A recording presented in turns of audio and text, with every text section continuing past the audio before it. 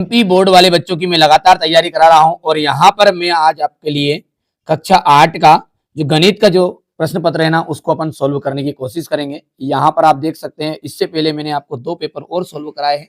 यदि वीडियो नहीं देखा है ना तो उसको प्रॉपर देखो। चाहे पेपर का फॉन्ट कैसे आए, ये मॉडल पेपर है, लेकिन इसमें से क्वेश्चन या समझ सकते हैं आप 40 से 50 नंबर के क्वेश्चन आंसर आपके जरूर आने वाले हैं।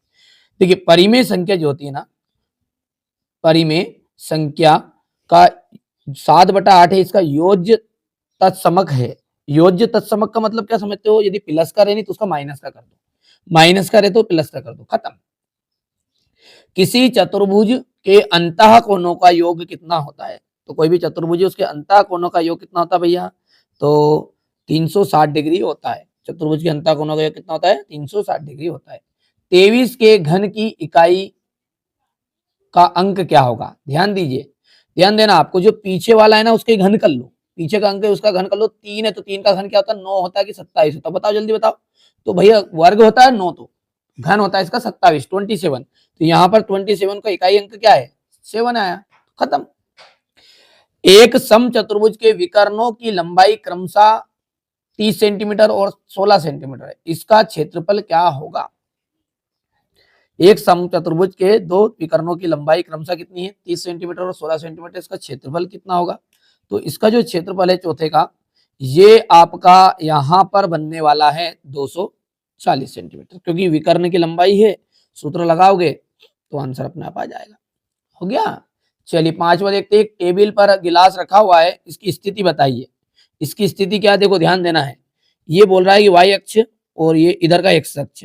तो पहले वाला जो होता है ना वो एक्स रहता है। ये ब्रैकेट के अंदर जो लिखा है ना, पहले वाला एक्स है, एक्स अक्ष मतलब 2, और पीछे वाला वाई रहता है, तो ये 3। तो 2,3 कहीं ना कहीं देखो कहाँ है इसमें, तो ये आपका हो गया 700। चलिए आगे देखते हैं। रिक्त स्थानों की पूर्ति कीजिए। अब देखिए, रिक्त स्थान थोड़ा सा गलत भरा गया था। चलिए, ना तो धनात्मक परिमेय संख्या ना ही ऋणात्मक संख्या। तो देखो, शून्य, शून्य एक ऐसी संख्या है जो ना तो धनात्मक होती है ना ही ऋणात्मक होती है। वर्ग के जो विकर्ण है एक दूसरे को समकोण पर समद्विभाजित करते हैं। वर्ग के जो विकर्ण है वो 90 डिग्री पर आप एक दूसरे को विभाजित करते हैं, और 90 का मतलब है समकोण। 20% बट्टे से 10 अंकित वाली वस्तु का विक्रय, ये विक्रम नहीं है, विक्रय मूल्य कितना होगा? तो 20% बट्टा है मतलब 20 रुपए की छूट, 100 पे 20 रुपए की छूट। यदि बोले 30% तो बोलेंगे 100 पे 30 रुपए की छूट। यदि बोले 5% तो 100 में 5 कम कर लो। अब भैया कितने का बोल रहा है वो? 20% का। तो कितने रुपए थे? 100 रुपए। तो 100 में से 20 कम कर दो तो कितने रुपए छूट आ जाएगी? 20 रुपए की आएगी। बचे कितने? 80। तो 80 में बेचना हो उसे, तो ये 80 लिख दिया मैंने। बेलन का जो पृष्ठीय क्षेत्रफल वो होता है आपका 2 पाई आर ब्रैकेट में जाएगा आर प्लस एच। एक ऐसा बिंदु जहां एक्स अक्ष और वाई अक्ष मिलती है क्या कहलाता है? एक ऐसा बिंदु जहां एक्स अक्ष और वाई अक्ष मिलेगी वो क्या कहलाएगा? वो कहलाएगा आपका यहाँ पर मूल बिंदु। क्योंकि ये देखो, ये यहाँ पर ये चित्र के द्वारा समझा देता हूं मैं, इस तरीके से रहेगा। ये यहाँ पर एक्स अक्ष और वाई अक्ष दोनों मिलेंगे, चित्र में वही सिस्टम बता रहा है।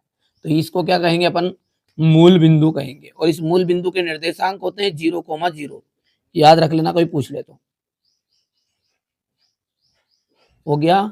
चलिए अब आगे बढ़ते हैं, और क्वेश्चन नंबर जो आपका, क्वेश्चन नंबर जो 11 है, यहां से क्वेश्चन नंबर जो 11 है, अब यहां से देखिए अपन पेपर को रखते हैं साइड में। मैं आपको तरीके से बताऊंगा सारी चीज। देखिए, इस तरीके से बताएंगे। देखिए, इससे पहले अपन ने बच्चों को पढ़ाया था, ये भी देखिए आपका ये सेट ए आगे कराया था इसका। तो चलिए अब क्वेश्चन नंबर 11 से अपन क्या कर रहे हैं, इसका सोल्यूशन बढ़िया से समझते हैं।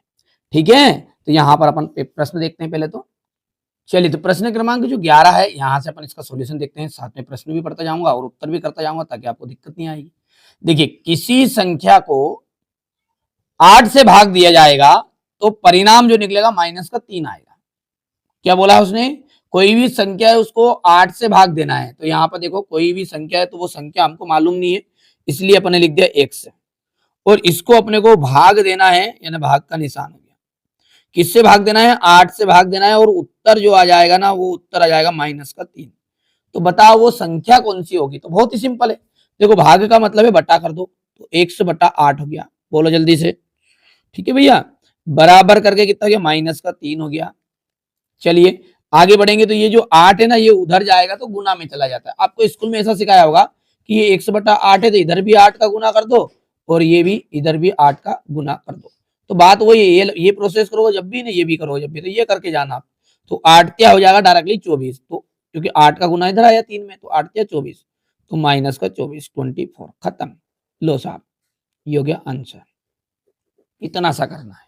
क्वेश्चन नंबर जो 12 है इसमें पाइथागोरस जो है पाइथागोरस त्रिक लिखिए जिसका एक सदस्य 12 है। ठीक है, तो m बराबरी पे अपन 6 रखेंगे यहाँ पे। ठीक है भैया, तो 2m बराबरी पे जाएगा 12, क्योंकि यहाँ पर दुगना होता है 2m तो 6 हो जाएगा। तो माइनस m स्क्वायर -1, 6 -1 36, तो ये 35 आ जाएगा m। तो ये इस तरीके से आपको कर लेना है, ये तो सिंपल सा काम है, कर पाओगे।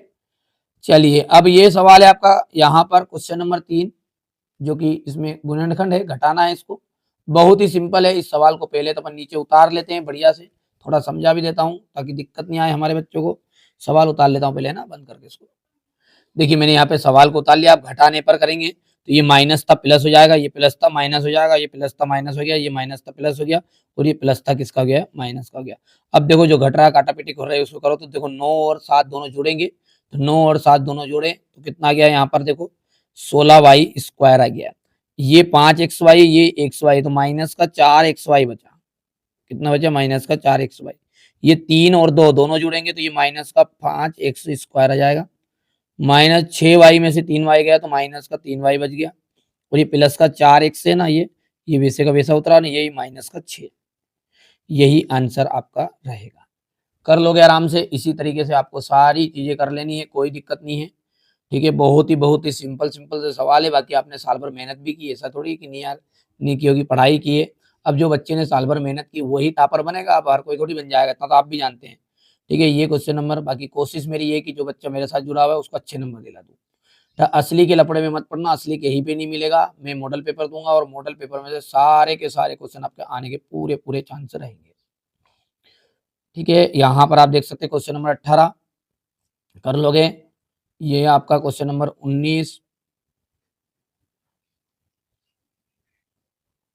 ये क्वेश्चन नंबर 20, और ये रहा आपका क्वेश्चन नंबर 21। हो गया क्या? ये 21, और ये रहा आपका सामने क्वेश्चन नंबर 22। ये प्रश्न हो गया ये। तो ये हो गया आपका क्वेश्चन नंबर 22, और ये रहेगा आपका क्वेश्चन नंबर 23,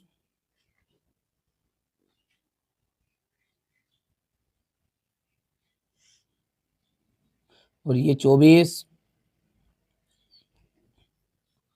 ये यहाँ से देख सकते हैं, और ये अंत में क्वेश्चन नंबर 25 हो गया, ये 26 खत्म हो गया। तो कोशिश की है मैंने आपको कि सारी चीजें समझाई। ठीक है, फिर भी कोई भी डाउट है, क्लियर नहीं हो रहा है, आगे के पेपर के लिए जुड़ना चाह रहे हैं तो चैनल को सब्सक्राइब जरूर करना है। और मैंने पूरी मेहनत की आपके लिए, तो आपका भी एक ठीक है कर्तव्य बनता है कि आप जरूर अपने दोस्तों के साथ इस वीडियो को शेयर करिएगा। ठीक है, अंत में यही कहूंगा, मोस्ट इंपोर्टेंट क्वेश्चन से मॉडल पेपर बनाए हैं, इसके अलावा रॉन्ग नहीं जाने वाला है। चलिए शुरू करते हैं।